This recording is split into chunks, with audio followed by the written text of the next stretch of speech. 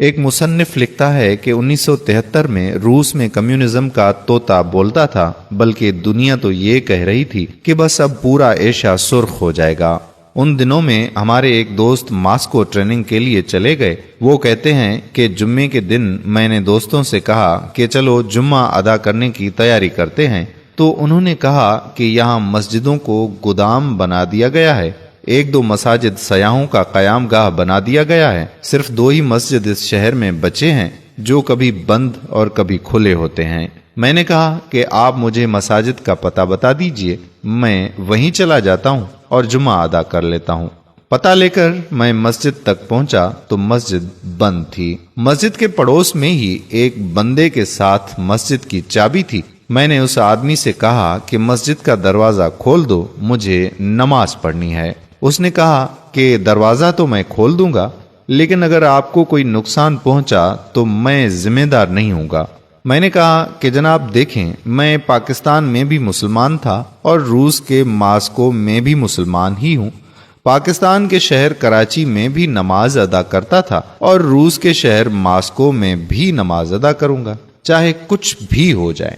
اس نے مسجد کا دروازہ کھولا تو اندر مسجد کا ماحول بہت خراب تھا۔ میں نے جلدی صفائی کی اور مسجد کی حالت اچھی کرنے کی کوشش کرنے لگا۔ کام سے فارغ ہونے کے بعد میں نے بلند آواز سے آذان دی۔ آذان کی آواز سن کر بوڑھے، بچے، مرد، عورتیں اور جوان سب مسجد کے دروازے پر جمع ہوئے کہ یہ کون ہے جس نے موت کو آواز دی ہے، لیکن مسجد کے اندر کوئی بھی نہیں آیا۔ خیر، میں نے جمعہ تو ادا نہیں کیا کیونکہ اکیلا ہی تھا، بس ظہر کی نماز ادا کی اور مسجد سے باہر آ گیا۔ جب میں جانے لگا تو لوگ مجھے ایسے دیکھ رہے تھے کہ جیسے میں نماز ادا کر کے باہر نہیں نکلا بلکہ دنیا کا کوئی نیا کام متعارف کروا کر مسجد سے نکلا ہوں۔ ایک بچہ میرے پاس آیا اور کہا کہ آپ ہمارے گھر چائے پینے آئیں۔ اس کے لہجے میں خلوص ایسا تھا کہ میں انکار نہ کر سکا۔ میں ان کے ساتھ گیا تو گھر میں طرح طرح کے پکوان بن چکے اور میرے آنے پہ سب بہت خوش دکھائی دے رہے تھے۔ میں نے کھانا کھایا، چائے پی تو ایک بچہ ساتھ بیٹھا ہوا تھا۔ میں نے اس سے پوچھا کہ آپ کو قرآن پاک پڑھنا آتا ہے؟ بچے نے کہا کہ جی بالکل، قرآن پاک تو ہم سب کو آتا ہے۔ میں نے جیب سے قرآن کا چھوٹا نسخہ نکالا اور کہا کہ یہ پڑھ کر سناؤ مجھے۔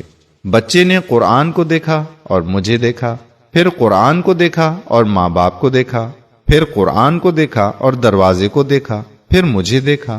میں نے سوچا کہ اس کو قرآن پڑھنا نہیں آتا، لیکن اس نے کہا کیوں کہ اس کو قرآن پڑھنا آتا ہے۔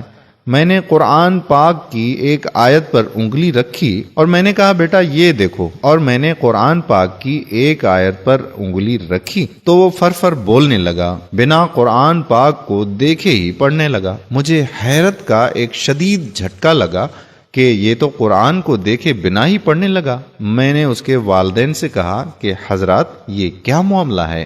انہوں نے مسکرا کر کہا کہ دراصل ہمارے پاس قرآن پاک موجود نہیں ہے۔ کسی کے گھر سے قرآن پاک کی آیت کا ایک ٹکڑا بھی مل جائے تو اس تمام خاندان کو پھانسی کی سزا دی جاتی ہے، اور اس وجہ سے ہم گھروں میں قرآن پاک نہیں رکھتے۔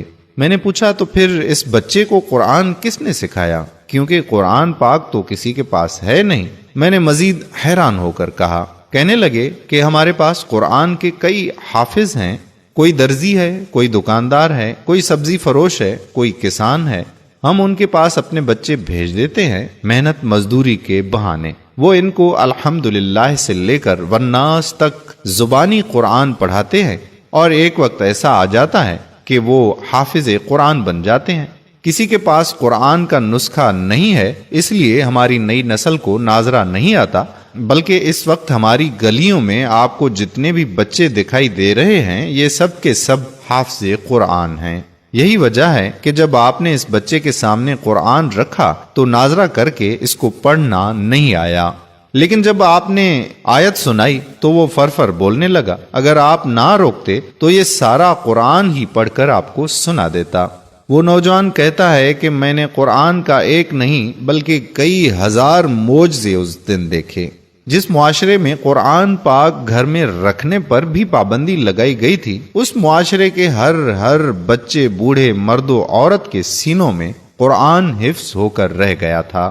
میں جب باہر نکلا تو کئی 100 بچے دیکھے اور ان سے قرآن سننے کی فرمائش کی تو سب نے قرآن سنا دی۔ میں نے کہا، لوگو، تم نے قرآن رکھنے پر تو پابندی لگا دی، لیکن جو سینے میں قرآن مجید محفوظ ہے اس پر پابندی نہ لگا سکے۔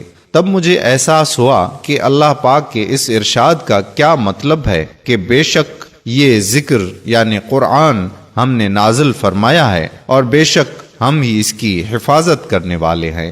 سبحان اللہ۔ آپ تمام احباب سے پرزور اپیل ہے کہ اس ویڈیو کو دل کھول کر شیئر کریں۔ آپ کا 1 سیکنڈ لگے گا اور لوگوں کے علم میں اضافہ ہوگا اور اس کار خیر کا سبب آپ بنو گے۔ جزاک اللہ خیرہ۔